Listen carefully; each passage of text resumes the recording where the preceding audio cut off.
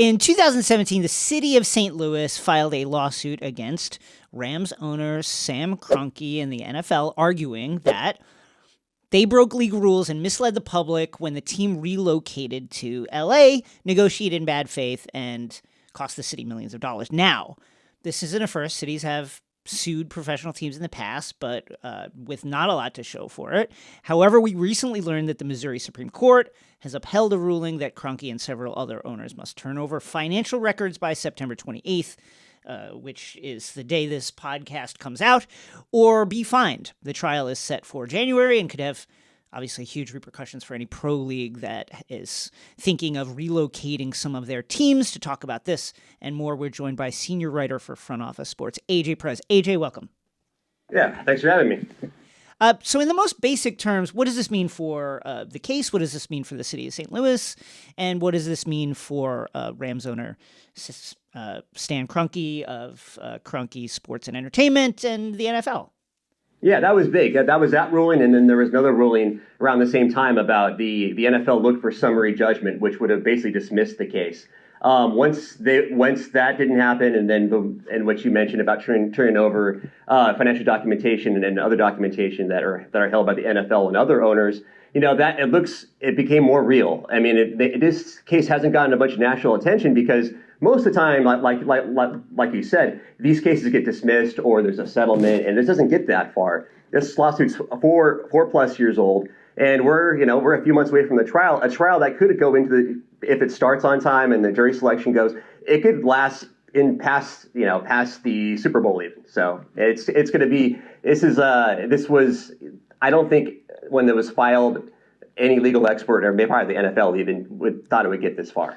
Stan has to settle, right? If there's even a 1% chance of this going the other way on him, he's got to settle, right?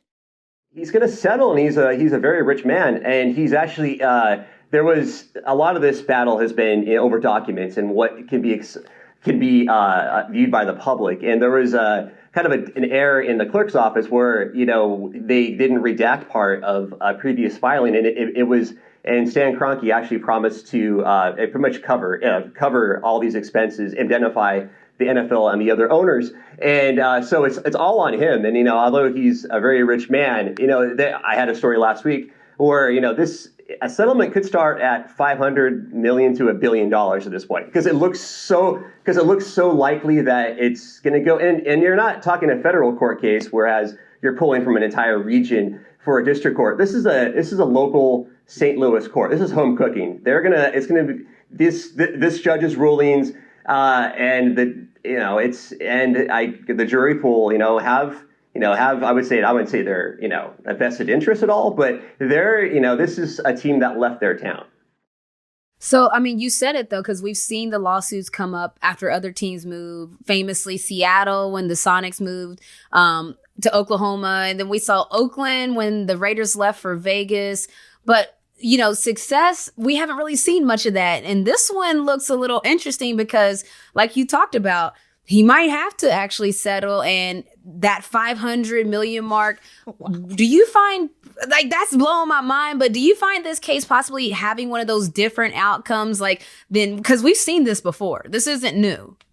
Yeah, it is. Normally, it's basically they found a judge that is going along with what the plaintiffs and the plaintiffs are the convention bureau there in St. Louis, the city of St. Louis.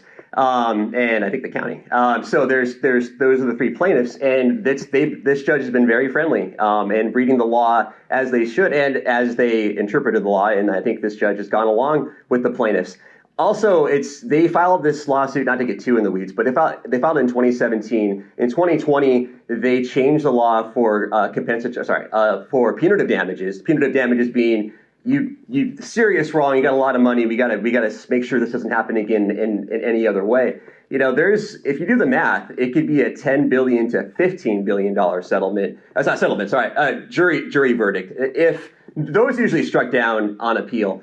And even if they win that, if the city wins that money, judges, this is going to be appealed by the NFL. This is not going to be it's not going to be over in January, February, whenever the verdict comes in. And this is going to be going on for a while. That's why I think the settlement talks, if they're not already ongoing, and this is all behind, there's no one's commenting at this point, that they, after a verdict, especially one in favor in favor of the city, would be I think we're going to talk a decent sized settlement there. Wow. Every team that switches markets goes about it kind of differently, but I think the kind of unifying theme is always some kind of version of the argument. We're not getting enough support here. The stadium is not adequate to economically support the team. Yada yada yada. Can you talk about what are the specific claims that the city of St. Louis is are taking issue with in terms of Kroenke's position on the Rams moving? First of it's like they want to the city all the plaintiffs want to prove that when Kroenke bought the team, from the time he was approved as owner, he wanted to move. That's one part of it. The other part of it is that Kroenke and it may go back to prior ownership. They had a stipulation in their contract for the stadium there, the Dome Stadium there in St. Louis, where it had to be in the top 25%. Basically of all NFL stadiums when it comes to parking, amenities, and everything else. And Kroenke argued that it even though they made upgrades about $17 million worth, I think, it was still not in the top 25%. So that long-term lease became year to year at that point. He basically won that part of it, I guess, if you could say win. And so that's way they went year to year. And as we've seen from other teams, anytime you go to year, that's not a good sign. We saw that in Oakland. We've seen that with the Arizona Coyotes as well. So it's the writing was on the wall.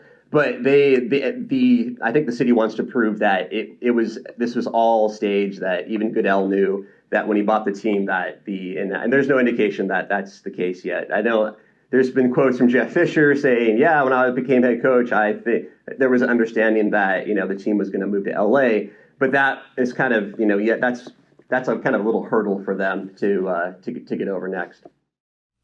So it's interesting. You mentioned Roger Goodell. We know we're talking about people with a lot of money. We're talking the NFL. We're talking all these different things that are all the makings to make a great story, So why isn't this story getting more national attention?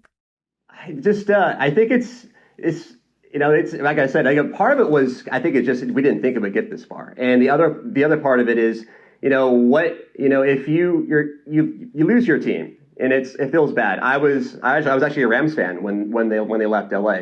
And I was in the Bay Area when I was a kid when the Raiders left. I was really young when the Raiders left Oakland for LA, and it doesn't feel good. And when franchise move, it doesn't feel good. And so I think there's a little bit of they want to have Stan Kroenke admit that he was wrong, or just like he was.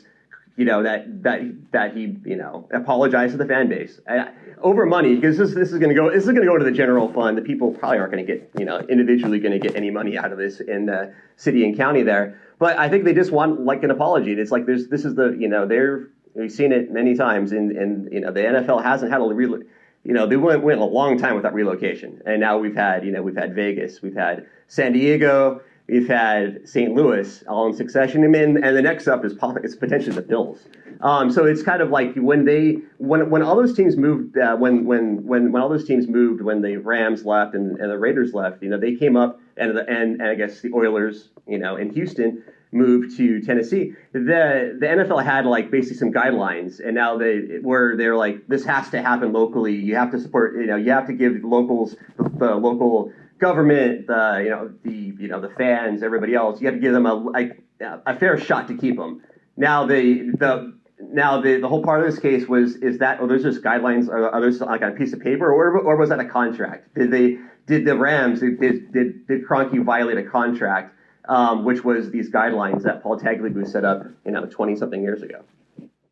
You mentioned that no one thought the case would get this far. Additionally, you're talking about a settlement, just the settlement, not the actual damages awarded should this trial go all the way to the end, being in the hundreds of millions of dollars, potentially. If the city of St. Louis were to win, what would the fallout be? And have we actually reached a point with the case going this far that there would be a chilling effect in the way that teams and owners go about switching markets? $500 million is a lot of money. Yeah, I think there would be, and I think a lot of owners would have to examine the state laws and the federal laws when it comes to these things. And I think another part of it is, I think we've reached to a point over the last 2 or 3 decades where cities, the tax base in cities are tired of paying for stadiums. Yeah, I think we're there already. I think we've seen the pendulum swing back to where you're a billionaire, you got money, you use it yourself to build a stadium. And I know there's always tax breaks and dollar a year leases and stuff, and that teams get, and they do generate jobs. But I think that we've seen study after study the financial impact especially for football stadium used. I know you can use it for concerts, I guess, but it's mostly used for football 8-9 times a year if you count the preseason and maybe the playoffs. So if you're spending some of these places cost $1-3 billion to build. What is the benefit locally? I know it creates jobs, construction, and into stadium management and game day staff. But is there, it's already a hard sell at this point, especially coming out of the pandemic and everything else. It's going to be a harder sell, even a harder sell for teams looking to move. Yeah, Jerry Jones recently said on his radio show appearance on 105.3's The Fan, the Fan's K&C masterpiece, quote, "Every opportunity was given for the Rams to remain in St. Louis, in my view." Now, I think Jerry might have a dog in this fight, but what are your thoughts on that? Well, Jerry does. Jerry's one of the owners where they've subpoenaed information from, and so that he's like one of the handful of owners that this lawsuit's targeted. Just for more information on how it all went down, I think there's been talk with the Bills. I really hope that's a rabid fan base. The NFL, as we see in Green Bay, the NFL can exist in smaller markets, and because of the TV money, it's so huge, and the TV ratings have been great this season. Where other leagues, especially, and I would say more NHL and others, where you have to have fans coming to the games. That's a big part of it. But the NFL, they survived. Most teams last year, about half the teams, didn't have any fans at all during the pandemic, during 2020 NFL season. And the others that did were drastically cut back, and we're still here. I mean, the franchise value still went up. So I think that's, it comes down to, having the fanciest stadium at this point. And Jerry Jones started it kind of again with his stadium there in Texas, yes, which is a beautiful stadium. And then we got SoFi, which kind of went up them. So So that's and Vegas is also awesome too. So I mean, you got 3 of the best stadiums there, and they're not pretty much on the West Coast now. But that's that other owners see that, and I'm not saying it's about having the biggest yacht, but it kind of is. Well, he's a senior writer for Front Office Sports, which is one of my faves. Go check out his work or follow him on Twitter by AJ Perez. And that's BY, not BYE. AJ, thank you for joining us on Takeline. Thanks for having me on.